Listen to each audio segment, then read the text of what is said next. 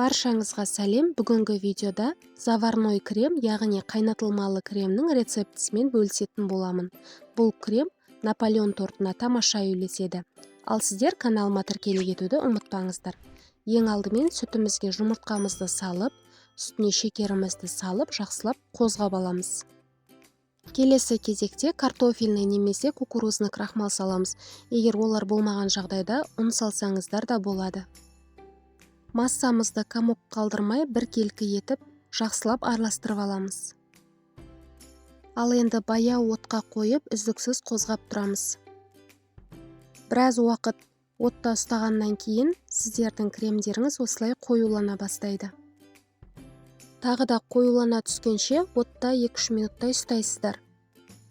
Содан соң отты өшіріп, сары май салып жібересіздер. Бетіне в контакт пищевая пленка немесе салафанды жауып, суығанша қойып қоясыздар. Крем салқындағанда тағы да қоюлана түседі. Ал енді кремімізді миксермен немесе венчиктің көмегімен жақсылап қозғап аласыздар. Креміміз дайын болды. Ванилин қосып жіберсеңіздер де болады. Бұл кремді осы күйінде де жақсаңыздар болады, немесе сгущенка қоссаңыздар да болады. Және дәмі балмұздаққа ұқсаған пломбир креміне осы заварной крем қосылады.